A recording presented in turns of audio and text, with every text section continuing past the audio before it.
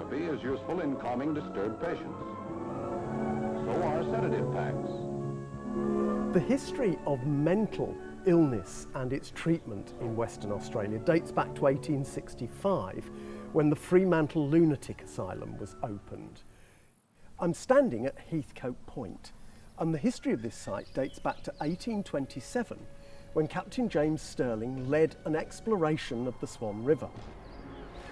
The first man to set foot on the south side of the river was Midshipman Heathcote, and so this place got its name. Today, it's the remains of a mental institution. Patients at Heathcote came from all walks of life and often included teenagers as inmates.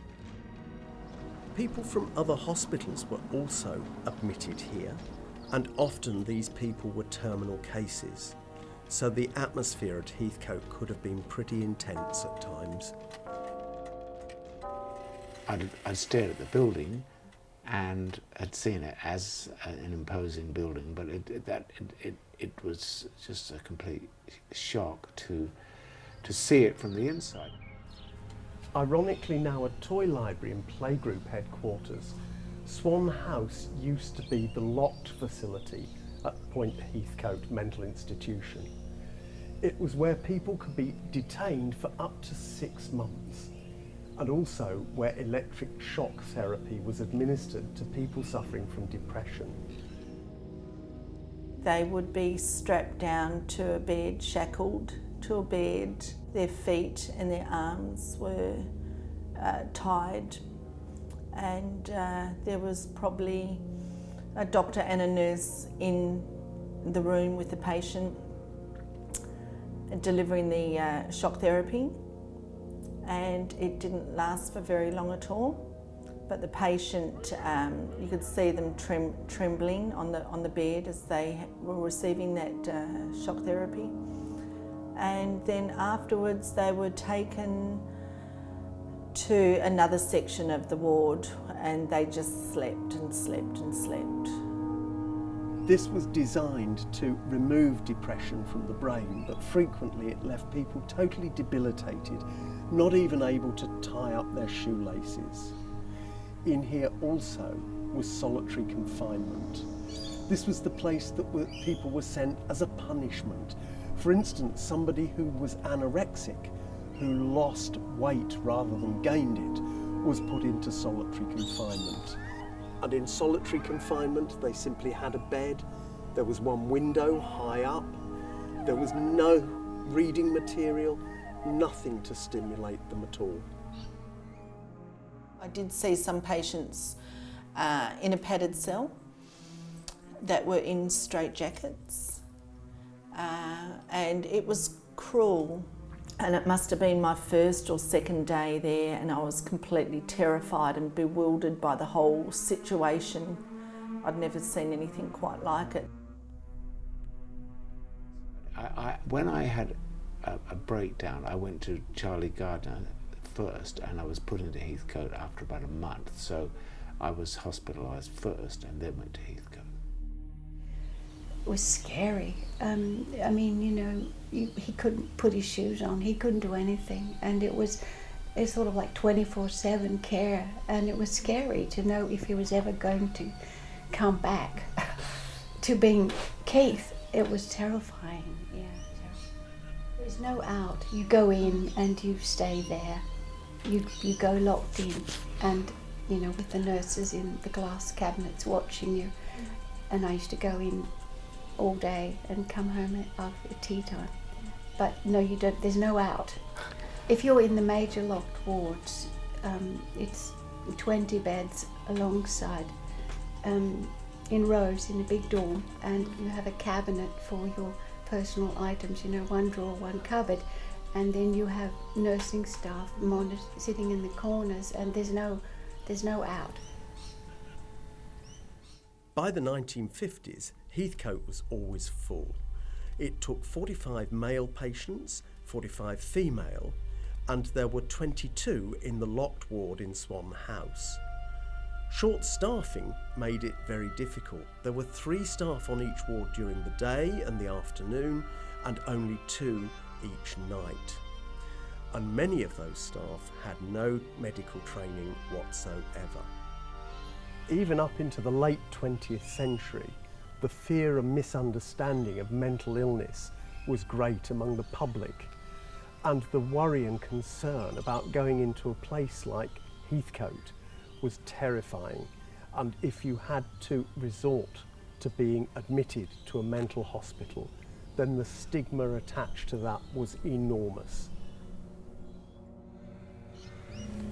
Well, this is perhaps the thing that I remember most, is the tower. I mean, looking at it now, it looks rather terrific, but for me it was actually a kind of looming presence, because there were gates there. I think I only came here the once. My mother was here, I don't know how many times, at least 6 and probably more, because when we were very young, it was only years later that I discovered that it wasn't just postnatal depression that my mother was suffering from. It was issues in her life going right back to her when she was a young girl of 18 especially.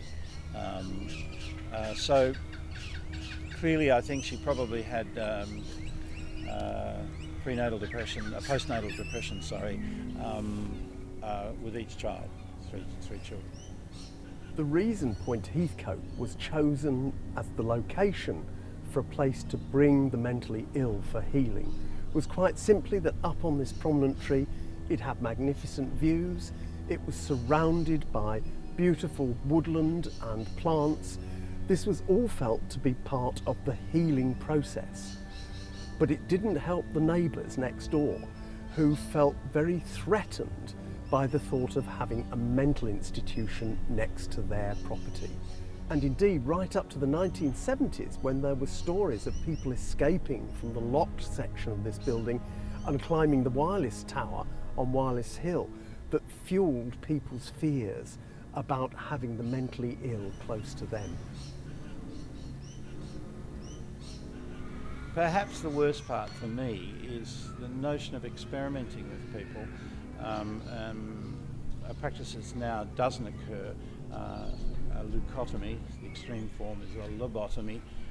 My mother had that, and I remember as an 11-year-old feeling deeply, deeply anxious that they were going to do something to her. For me, it was a kind of prison, and one that I didn't have access to, and that other people had control of my mother, but that would be normal for any kid when mum disappears periodically. So the building, when you think about it, it's like something out of a film. Here's this big tower on a headland, which you go past and you can't get in because there are gates. So, I mean, you'd like it to be a bit more anonymous, because the notion that up on the hill is a mad person.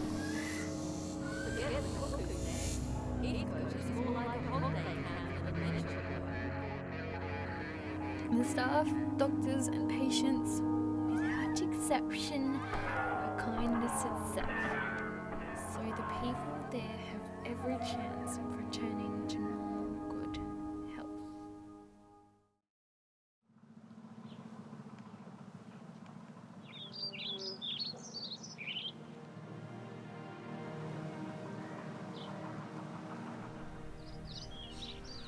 When we came into government in 1993, I considered that this site and the one opposite, that is the Sunset site in Dalkeith, were the two most outstanding sites on the Swan River. I just love this place. I mean, you just look across at the most beautiful vista of the river, up and down the river, across to Kings Park and through to the city. I do believe it is important that we understand what it was used for, we understand the heritage of the site, and it's wonderful to see not only the public access today, but people who previously were involved here being able to come here and walk through and see what it is now being utilised for. The hospital finally closed in 1996, And it was West Australian Premier Richard Court who made the decision to have these buildings converted into something with a community use. So today we have a museum, a cafe, a playgroup, and many other activities taking place here, including this magnificent play area. So somewhere that once held fear for the entire community is now a place of joy and healing. A little bit of heaven fell out of the sky one day and it landed on a hilltop right here in WA. There are some who don't know it. It's sort of hidden but not remote. I'm referring to the haven, the wonderful Heathcote.